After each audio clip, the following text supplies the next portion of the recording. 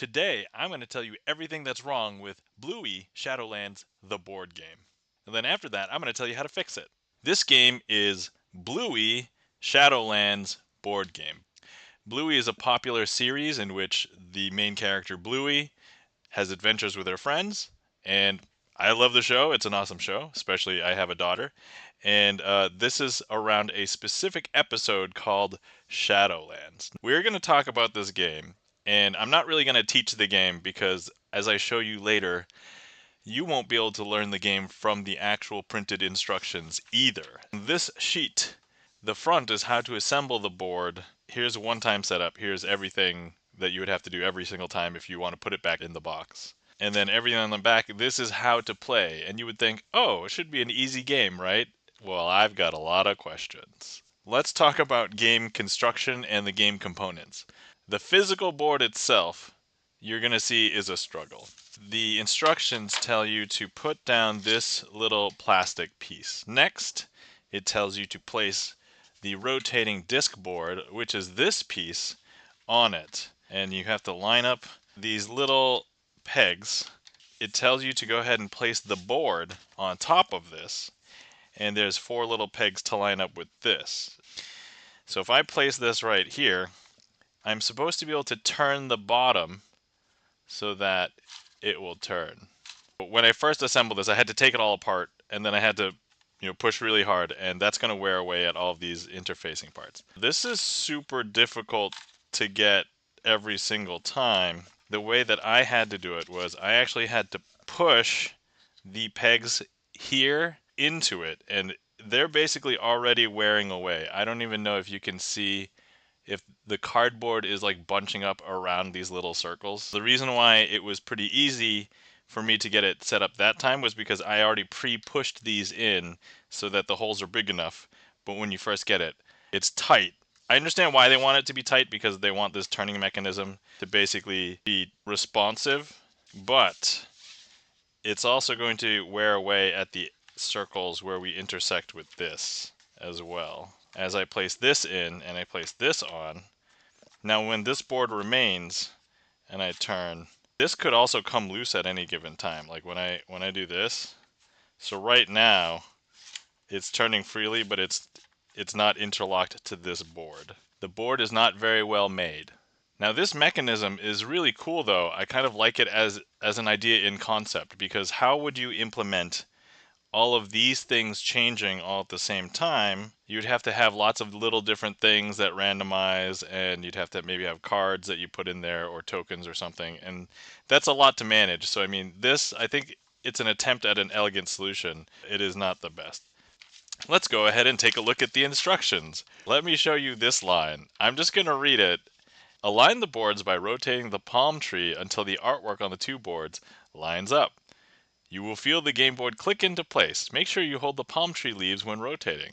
If you are having trouble spinning the rotating board, lightly hold and press down on the top game board with your free hand while turning the palm tree. If you have to have a disclaimer in your rules about your game components, that should be a red flag as to how well you designed the board, right? Like, the next thing I noticed was that the part that you can see through here, it looks fine on this side, but it looks deeper on this side. There's a problem with this board, and it is warped through no fault of my own, but it is slightly curved. Now I was thinking, all right, maybe we didn't get it brand new because it's on loan. However, I think that it could be traced back to the box. Now if I show you the box, this box on like this corner, there is an indent right here. So that means somebody had probably placed another box on top of this. And so there's an indent basically at this corner, and at this corner, and at this corner, and at this corner. If you take a look at the board itself, there are these legs that it should stand on. And I think the idea for that was that when the disc is rotating here, there's enough space for it. Like, obviously, if this was sitting flat on it, you wouldn't be able to turn it just because of friction, right? So I think the legs, probably a good idea for that reason. However, it causes a horrible storage problem, because when you put it into the box, this is a generic cheap board game box. There's nothing in it. There's no supports. There's no indication as to how to load in the box. So what happens is people will either put the board in first or last. The board goes in first. People lay stuff on it, but because the legs are on this side, if there's any amount of weight, it can warp. Same thing if it's upside down. If there's stuff in here first, if you put in all the stuff, then put the board in, it will warp this way. That is a storage board solution problem. The problem is exacerbated if you put weight on this box and it warps, because then that will bend the board. And I feel like in this case, for this turning mechanism, you really need to have this be flat in order to work perfectly and nicely. That is something that could be fixed simply by changing the board storage solution. Okay, next up. The spinner itself is not truly a flat mechanism. The top arrow part of the spinner and the bottom part, these two are connected. I can hold this here and this will spin pretty freely if it was very well balanced or like flat, but here it wobbles quite a bit, and so that would make it A, not truly random, B, there's going to be some wear on the spinner just because the arrow is going to drag on it. This tip of the arrow is definitely heavier. It's not balanced in any way, so this is basically making contact with the disc the entire time. The spinner has a weakness because I think it can be off balance. You might be able to influence the spinner. I'm not going to do statistics with this because I don't really care that much, but if it's dragging too much, maybe you can get it to land on a specific side, or you can press down so that it doesn't drag on one side and then it might hit the other side more often. I'm sure for all intents and purposes it doesn't really matter, but I've seen cheaper games that have way better spinners. So in the rules, it says if the spinner lands on the palm tree like this, the palm tree will click if you've turned it exactly one time, so don't go any farther than one click. Turning the palm tree does two things. It changes the shadowy spaces and might give you cupcakes. Turning the palm tree only affects the player who turned it. That is verbatim what it says on the rules here. So when I rotate it, it's intended to just be a single, it's not even 90 degrees, it's less than 90 degrees. And it will change what shows up in these spaces over here. I believe the intention for the game is that when you spin the spinner, wherever it lands, that's where your character Standee would move to next as far as that cloud is concerned. However, when it goes to a palm tree, you are supposed to rotate this once. It's pretty easy to overshoot, and a lot of kids, if they're just trying really hard, they might like go multiple times. It's actually very difficult to figure out how many you overshot.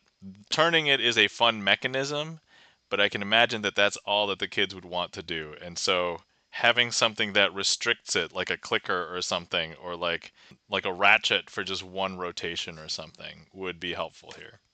But we have no idea how many to move in the event of a palm tree, because let's go through the rules for a second.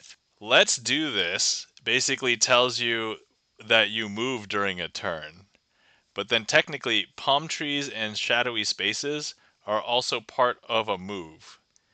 But they appear as though they're separate sections.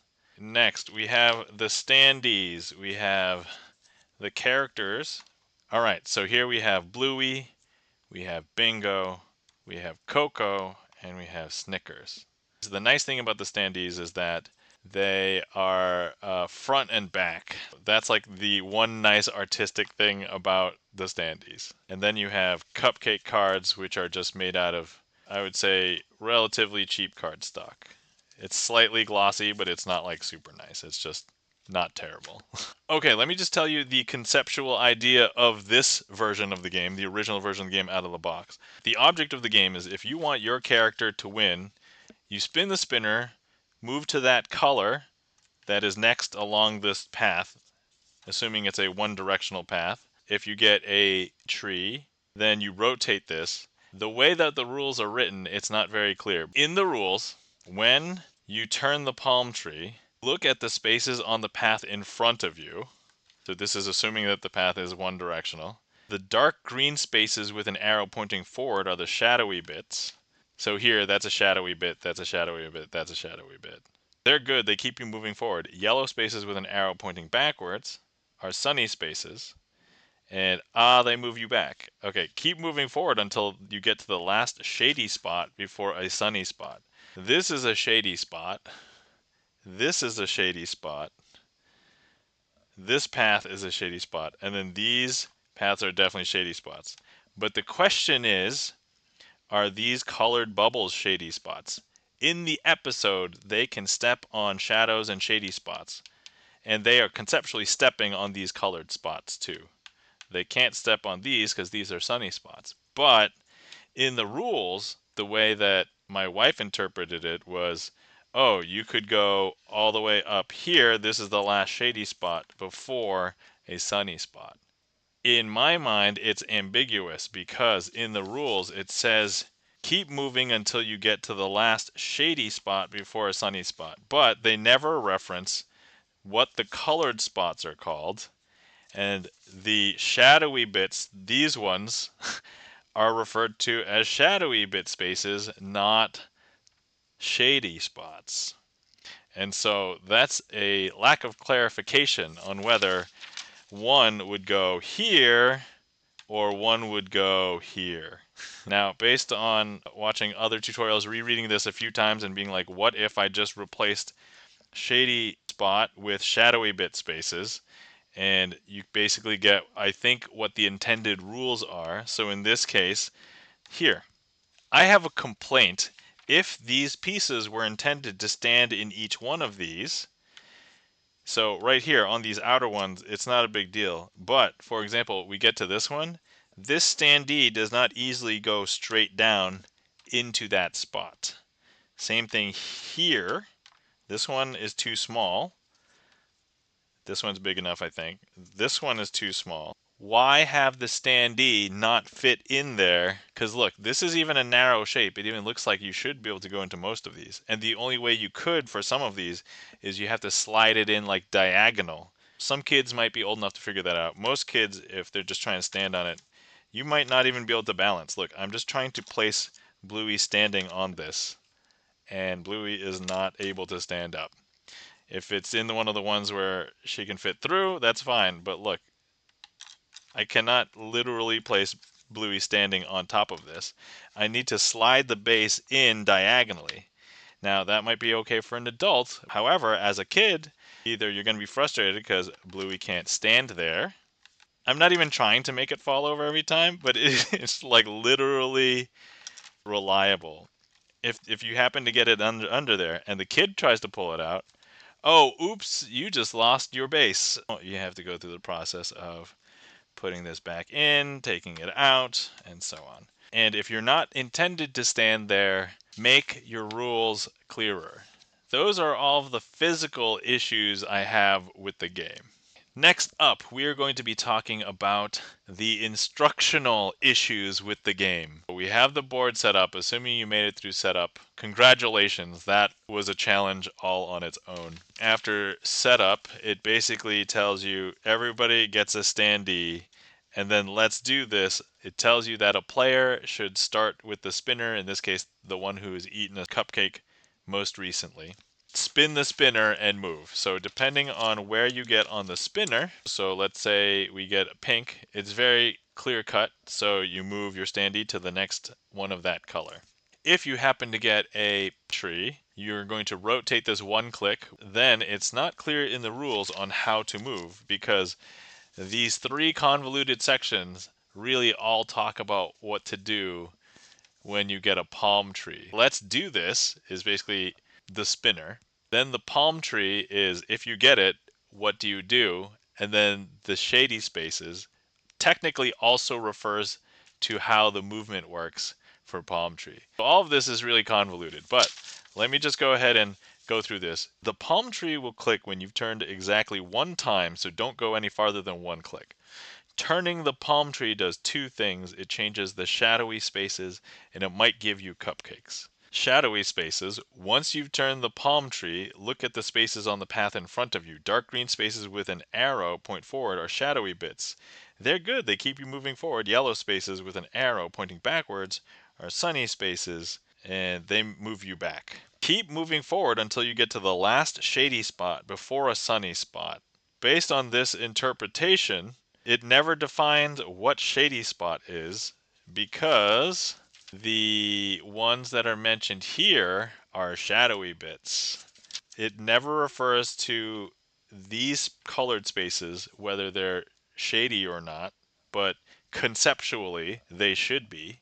If you take this to mean moving along and these colored spots are shady, then the movement of Bluey here would go all the way to this orange cloud.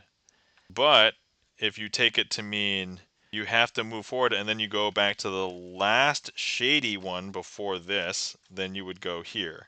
And this happens to be the one that Bluey can't stand in. All of the bases are the same. So that's a confusion point right there. Now, play would go to the next player. I saw in some tutorials people mention, oh, go clockwise. And I'm like, it doesn't mention in the rules whether you should go clockwise or not clockwise. It specifies next player. And I assume you would just keep it consistent and moving in one direction. It does not prescribe to specifically go clockwise. Now it's the next player's turn. That's all it says. It's very vague. Now, honestly, even though it doesn't specify, that doesn't matter as much. However, turning the palm tree in the instructions, it never explicitly says turn it clockwise. On both the spinner and this diagram, it does indicate to turn it clockwise. If you don't have the spinner or these instructions and you're told to turn this, so if you were explaining to somebody how to play like a kid, how are you going to tell them to turn it clockwise? They'll probably just grab it and just want to turn it. It doesn't restrict you from turning the other way. So how do you know? How do you explain to your kid what clockwise means?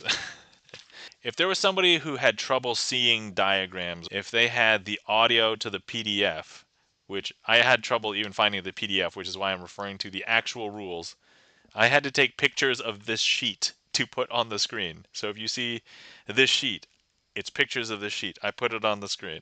Yeah, the palm tree will click when you've turned it exactly one time. And even before that, it's like, you get to turn the palm tree one click. It never says clockwise or counterclockwise. Based on the rules, how it's written, if you assume that the arrows don't really mean anything here or on this diagram, then conceptually, anybody could then reverse turn it, right? So wherever it was the last turn, you could just undo it, turn it back. Or in this case, if you knew that there was like 2 cupcakes here, when you turn this, if there's any cupcakes showing, you could get that many cupcakes. You could exploit the knowledge of knowing, oh, hey, I'll get 2 cupcakes if I turn it this way, or if it was here, turn it the other way, right? You can either exploit that as an adult, or you have to somehow enforce turning it the same direction for everybody.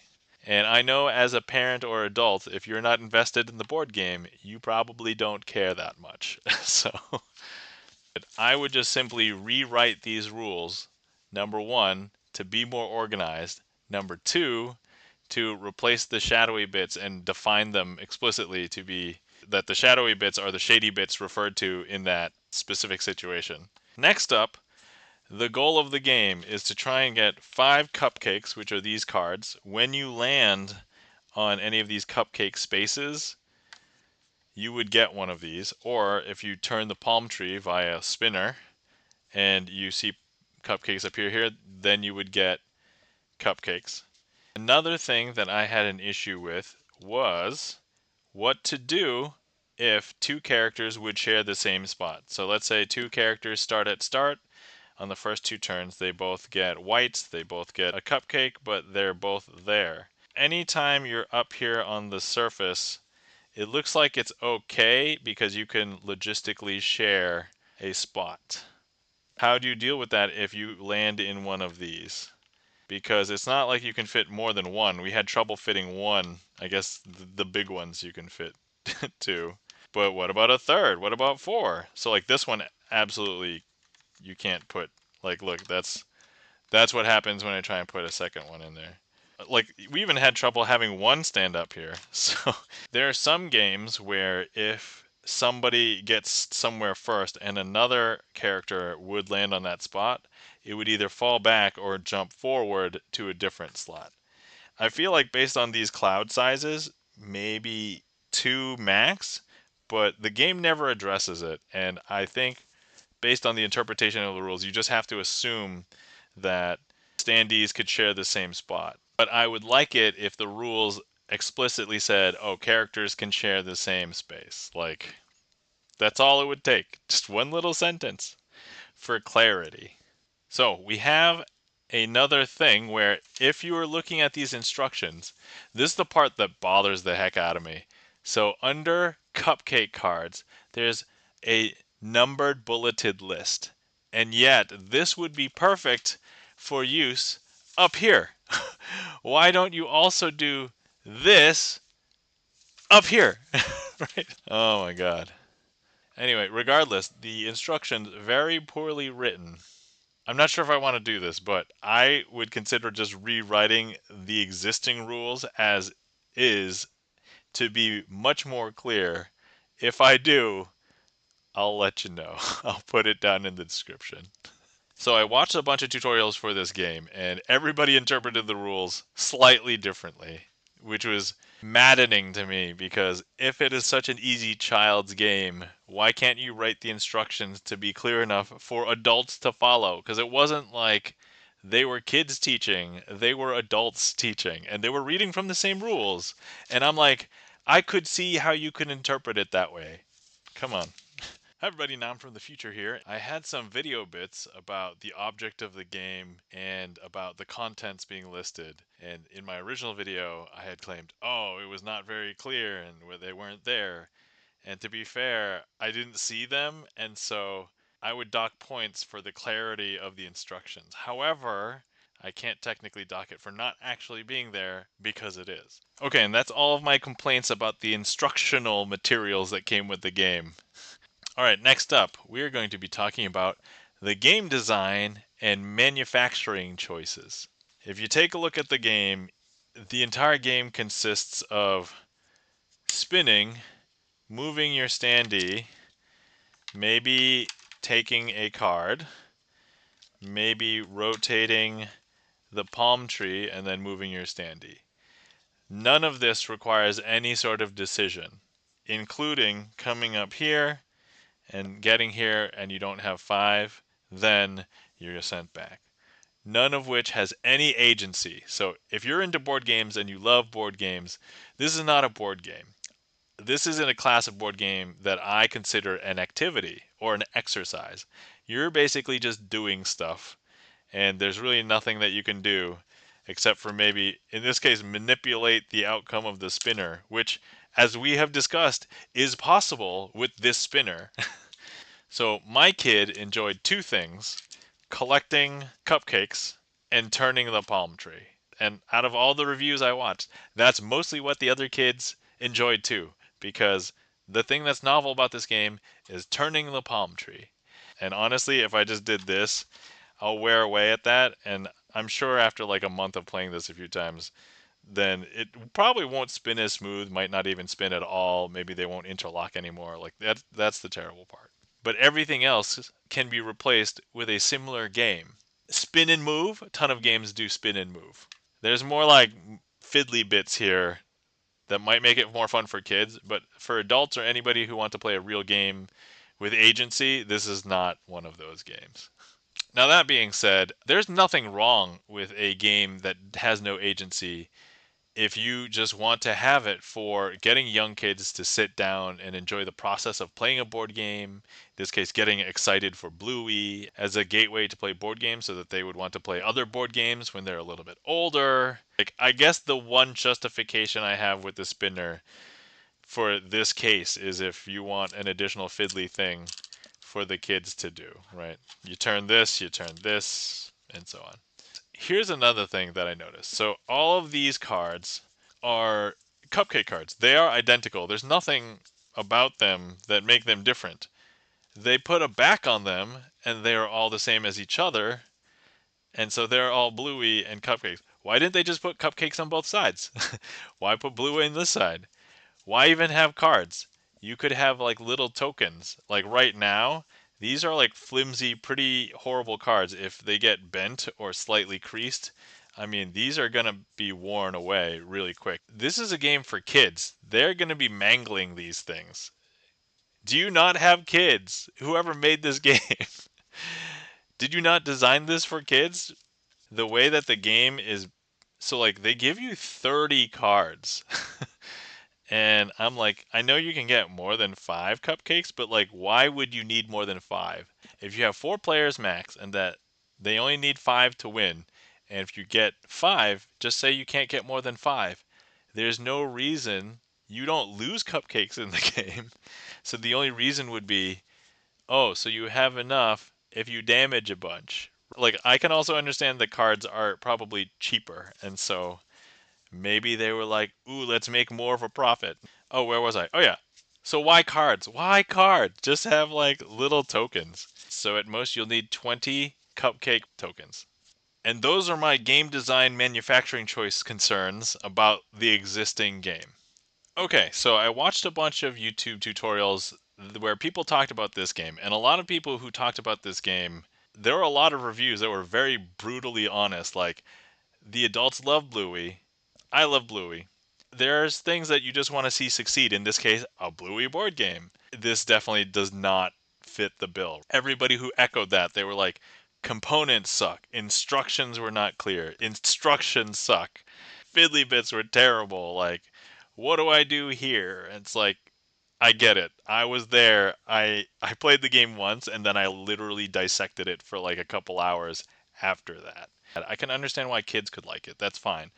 But like as an adult, like and you're reviewing the game for other people, like families to enjoy, there's really not much to enjoy from like an adult gamer perspective. And so here I am making this video. I don't normally make board game videos anymore. I used to love doing it, but not bad ones. And so here we are. How did we get here? Let's talk about the episode of Bluey. Now, I've mentioned earlier that I like Bluey. I enjoy watching the episodes. They're very short, they're bite-sized. Let's first talk about how this board game does not match very well with the episode. Shadowlands, and it starts off with Coco. Coco is this pink dog, and she is playing a game. The game is What Time Is It, Mrs. Wolf? But she plays in a way that makes it either not fun or not fair. The complaint is brought up by Bluey. The rest of the episode, they decide to play a game.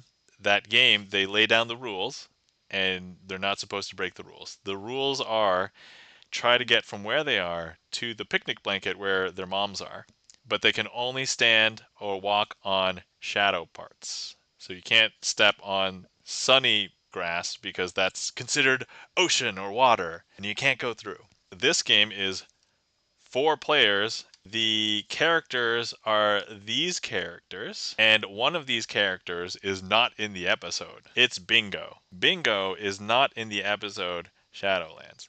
Bluey, Snickers, and Coco are the 3 main characters that are running around.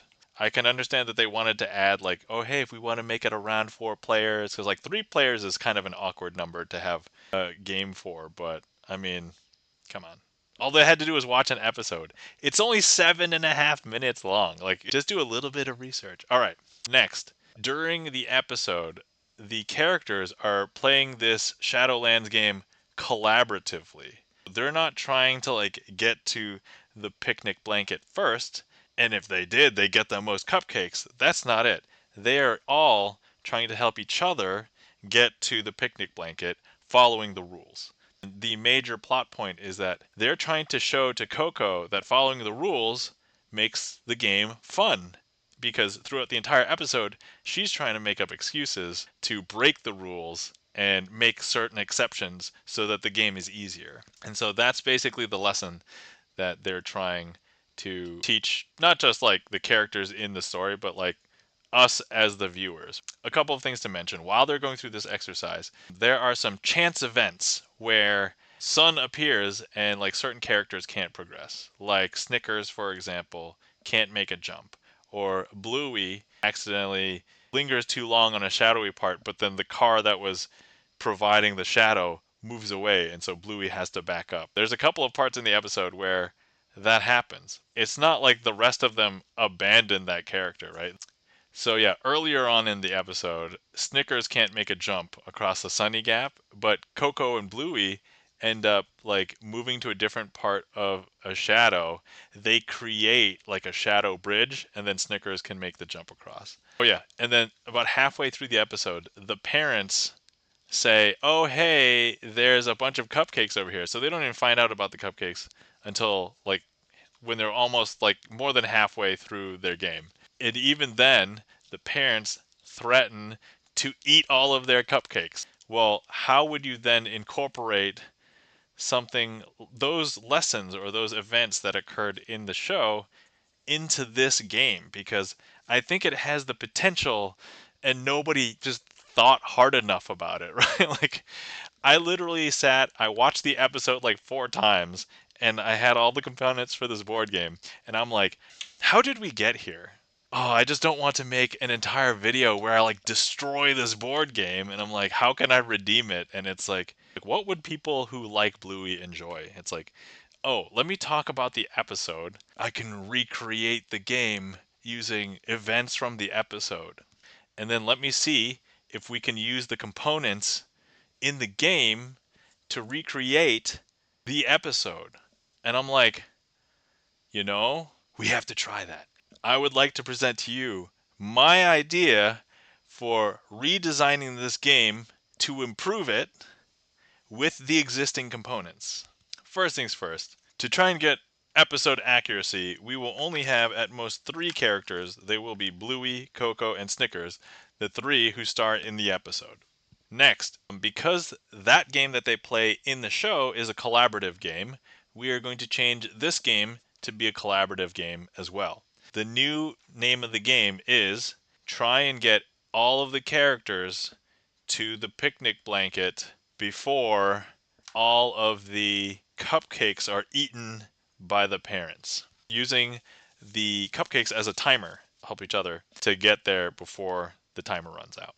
Also, for the adults, thematically, if it's not just the cupcakes disappearing, right? You could also make it so that once all the cupcakes disappear, it's not like they lose the game because the cupcakes disappear.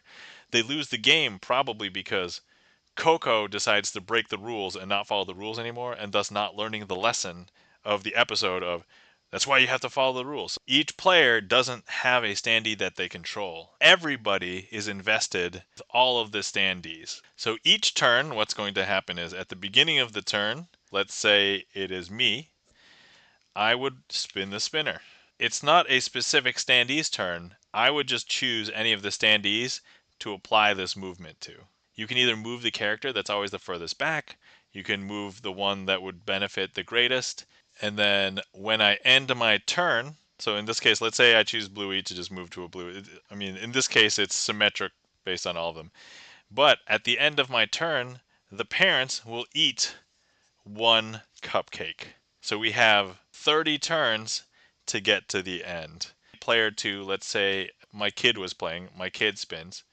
She gets pink. Now, she could choose to move one of these 2 characters, or she could choose to move Bluey. My goal for this is that each player, because we're invested in getting all of them to the end, they'll choose whichever one is strategically the best to move. Now, these spins are not that great yet, but once we get like a palm tree, it could matter a lot. Let's say we get a palm tree.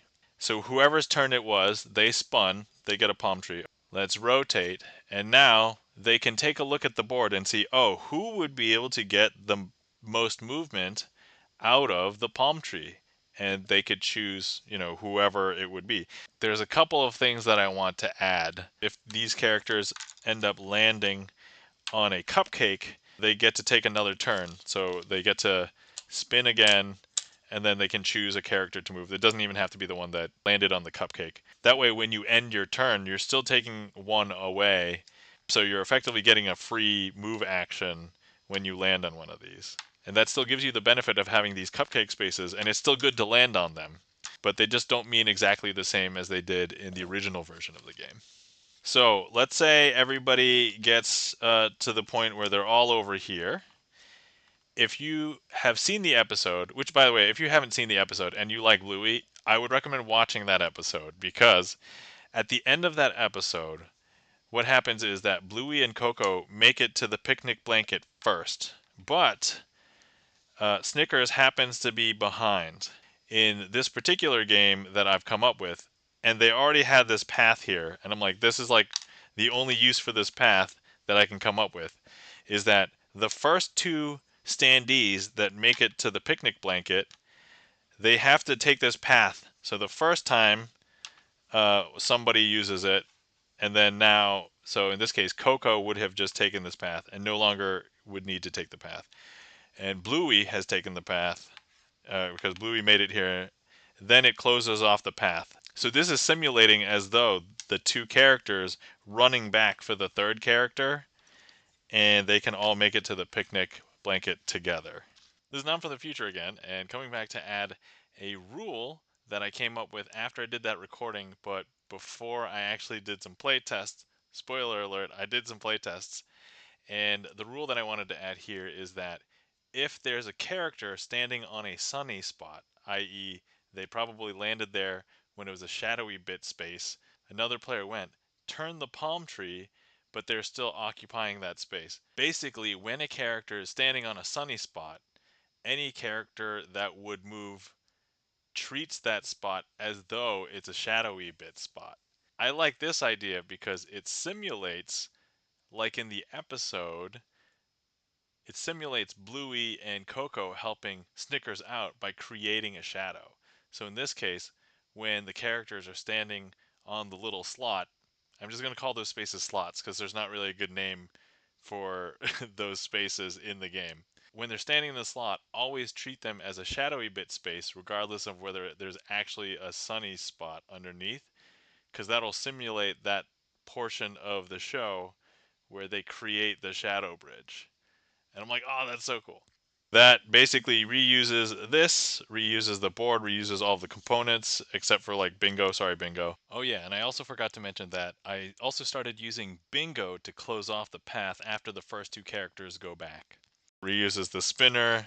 Nothing else really has to change. If you compare this with how they treat each other in the episode, they're just trying to help encourage each other. Hey, keep up with us, or we're not going to leave you behind. So that would get both the collaborative nature of the game, and it gives you some agency. We're introducing agency in the game because you are no longer just blindly moving your specific standee. You are choosing which character to move. So that's my general idea. It doesn't matter how many players. This could even be a solo exercise. We can even play my version one player, but I would just control all three standees. You're not limited to 3 players. You can make this 5 players, and it's just whoever's turn it is, they spin, they make the decision of who to move, but it's still a collaborative team effort. So you're not like leaving somebody out if you happen to have 5 people. There's only 4 standees for the base game, but if it's 5 people working collaboratively on this, you can all still work together and play together. That, I think, is also more in the spirit of Bluey, but I think that it suits the episode much better. The spirit of the game is much closer to Bluey in general, including that episode. The only thing we're really ignoring is basically the cupcakes that show up here. Now, I do have an idea for these, so a couple of things we can do. First of all, we have to answer a few questions. First one is, if somebody plays in this mode, please comment and just tell us, how did it go and how many cupcakes did it take you to get to the end? Because we need to start getting data to see how easy it is or hard it is for playing this way to get to the end. If it's too easy, what you could do is you can have these cupcakes be cupcakes that get just eaten more, and so that will speed up the clock. If it's too hard, then when you get these cupcakes, maybe you could just add cupcakes back. Another hard mode thing is, if you still want to ignore those, you can just make sure that you have enough cupcakes, one for each of your 3 characters. So instead of having one left, then you'll win just because you made it before the whole pile is depleted. You can make sure that there's 3 left, one for each of the characters that make it to the end. Okay, and that is my redesign of the Bluey Shadowlands board game with the original components. All right, now for the future again, and we are here to say that I played a few playtests with these rules, and I came up with a number that I think seems fine. But if you just wanted to play the basic game, and young kids are probably not going to be making the most optimal move every time, you could just play it with the full 30 and they can make a bunch of mistakes and it might still be okay, or they just might lose, but that's okay. For people who understand the rules, I recommend just playing the game with the objective of making sure that each of the characters has a cupcake at the end. If you do it within the first 27 turns, then that will leave 3 cupcakes, one for each of the 3 kid characters at the end. But if you really want to make it difficult, so the range of all of my playtests, I played about like 4 games. Basically, I got really lucky and I got there in like as low as 17 turns, or I got really unlucky as high as 26 turns. So I barely made it. But the average I saw was between like 21 to 23 turns. Use that information as you will. Next, I'm going to talk about the physical improvements to this game if there was going to be a Bluey Shadowlands 2.0, which I assume, based on how horrible the game went commercially and reputationally, is probably pretty low. But if anybody ever sees this and they're like, hey, I have a 3D printer, these are the things I propose. The big gimmick that all the kids love, turning this thing.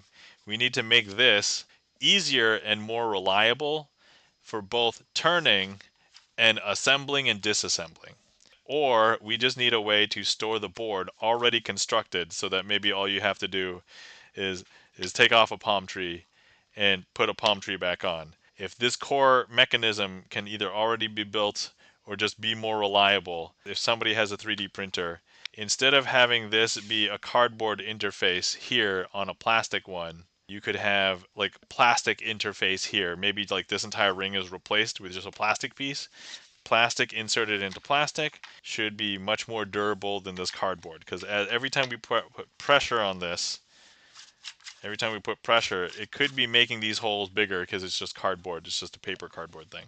Update the storage mechanism so that the board doesn't warp for any reason, whether you're just adding some padding or you're making sure that these pieces don't like press down on the board or push up on the board depending on which way you orient it, or just even having like a frame inside of the box that, just won't crush stuff. Look, I have played a bunch of Euro games and there's so many board games that have amazing storage solutions, and this is not one of them.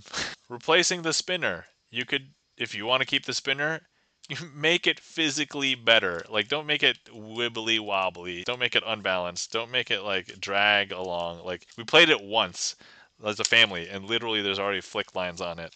Now, the thing that bothers me with this is not the fact that this is a spinner, but it's a spinner with 6. You could either make this better or just use a D6. Just use a 6-sided die. Like, there's literally 6 options here. That would be way more durable. I guess it gets away this fiddly spinny thing. But you know what? You already have a fiddly spinny thing. You don't need another fiddly spinny thing. You can replace your Cupcake cards with tokens. Look, I know that there's one card that's bent, and I know exactly where it is because it's right there. You can see it right there on camera. This was just one playthrough. Now, I did praise the cardboard standees earlier, but the one thing that I would say is make these a little bit more resilient. They are just cardboard, but the reason why I say that is because, as I said, we only played this once, and if you take a look on the back of Coco's head, there's already a crease starting to form, like right here. Oh, look, yeah, I think you can see that on camera, right there. These are nice. They're nice looking. It's just that they will probably not stand the test of toddler. And that's what I would do to physically improve this existing game. But as we discussed, the existing game is terrible, so let's discuss what we could do to make the game better if we could do anything. All of my physical improvements still stand, but what I would like to do is also rewrite the rules, make sure that everything is clear, better diagrams, maybe in color, maybe in a booklet or pamphlet so that there's like a cover page, because if anything happens to the sheet of paper, I mean, honestly, these rules were crap anyway. You didn't really need them, but if they were nicer rules, maybe having a cover page wouldn't be bad. Redesign the game with my augmented rules, make it a collaborative game, make it teamwork based. Sorry, bingo, but no bingo, because bingo wasn't in the episode. If you want to keep the cards, the reason why I don't need cards for the implementation is because they're the same. They don't do anything. But you know what? If you had cupcake card fronts, and then when they get eaten, they're drawn, and if there was something on the back that actually made a gameplay difference, what I would do maybe is change the back of these and make them either event cards, so when they're turned over, something happens. They could be things like that happen during the episode, like, oh no, one of the parents eats an extra cupcake or something, so it speeds up the timer. Or they could be like a collection set of things. So like if two of the characters see, oh hey, look, there's a truck moving, and that could simulate like, oh hey, you can move a character through a ShadowyBit because it simulates the truck moving. So they redeem that near the end of the episode, and it's like everybody sees the clouds coming. So when that happens, everybody can move. Or the wind blows and they all have to move like, one space back or something. I mean, there's so many things that you could do with cards that just aren't identical. Just put literally something that happens to the game. Like the kids love doing this, but you can only click it once. Maybe you can name a number and click it that number of times. Let's say I want to click it 4 times. 1, 2, 3, 4, right? And that would be awesome, right? So that lets the kids play with this more. It gives them a chance to do something with the card. Introducing text on a card might not be kid friendly, but the instructions already say at the bottom here, the bottom right here, caution, adult supervision should be encouraged for young children. Do not eat. If you're already going to be supervising your kid, I mean, they don't need to know how to read. And honestly, by the time they know how to read, they'll probably have played this with you several times anyway and will know what the cards hold. It'll be a memorable picture along with the card text, and so when they get it, they will know. And honestly, if we're going to keep the cards anyway and we're upgrading them, let's make them plastic so that they last longer. You could wash them, and I know that plastic cards, you can still have like a bend, but like, they will not disintegrate like these will. Cupcake cards could be event cards. They could be like action cards. They could be something like that. They could be a mix of both. I mean, there's no need to have one or the other, right? Just whatever ideas, you put them on there. And that's how I would fix the Bluey Shadowlands board game. Have agency, be more playable, entertaining for adults, and more true to the episode in which it is based. So the reason why I made this video at all is because I like Bluey. I want board games to succeed. I like board games. Just treat an IP with respect and just think about it. You literally could have found all these problems by just doing a simple play test with a handful of people. And not just any people, but like parents and kids, because the primary demographic would be families with parents and kids. I literally came up with all this stuff pretty much watching a few reviews and playing it once. Okay, maybe I have a little unfair advantage because I played a ton of board games before, but honestly, like, just watch the Bluey episode under which it is based and try and just include it. All right, that, my friends, we will call a wrap. Please comment if you've played my variant of this so we can figure out what the best numbers are for these things. Now I'm from the future again, and I do want to tell you that I did make user-friendly rules for the existing rules, and then I also documented my version of the game as well, and so you can find that in the link in the description.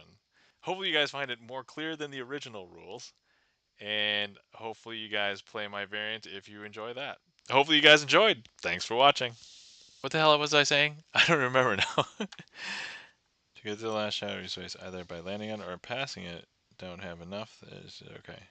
You don't know how kids are going to be handling this, right? Like 3-year-old? Why everybody hated it, and now I know why. And so, all right, now I'm from the future again. Anyway, I took a long time creating this video, way longer than I intended to make it.